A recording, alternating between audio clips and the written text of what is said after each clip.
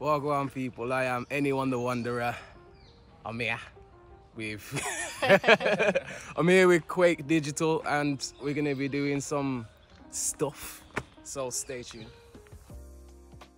I've been working on a project that is heavily influenced by the blaxploitation era. So it's based in the 1970s and onwards, and it's influenced by black cinema. The reason I did it is because I found myself doing something that I do every morning called a wake and make. I wake up and just make music while I'm fresh. And there was a certain instrument called the mellotron, and I love the sounds on a mellotron. They're all very old, authentic sounding instruments. Although it's MIDI, you know. The more I started making, the more I found myself entering this theme that I talk about, and it was like, yeah, I'm in the 70s, and I wanted to create things that would reflect that, but modernize it today.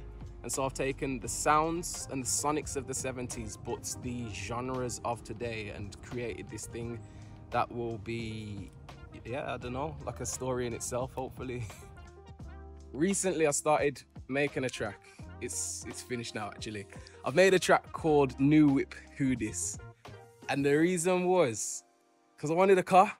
So me and my brethren Paul, we're in the studio thinking, oh, yeah, I could do one of them. What do we make this song about? We were listening to the beat and it had a nice vibe to it. I was like, yeah, cruising, something like that. Did the whole research thing that I do, and I was just looking up songs that were about cars. Tracy Chapman, Fast Car, Beanie Man, Zim Zimmer. Is it even called Zim Zimmer? Yeah. So we thought, let's do this and make it about getting a new car. And we said, like, the song is not to be released until a new car actually comes into existence. That's the only way. So that once I get a car, I'll play that in the car to celebrate. That's the first song that gets played in the car. It's Neone the Wonderer, and I've got a new whip. Who this coming through?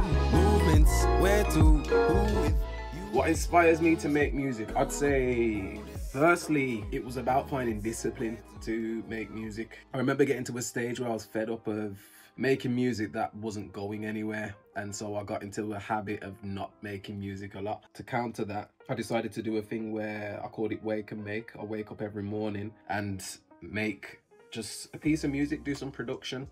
I used to be a night creative, and ideas had to come to me at night time, and that's where I get the inspiration. That's when people are asleep. But taking it to a morning habit made me far more productive, far more disciplined, and now it's a case where I don't have to try and draw for massive inspiration to get creative.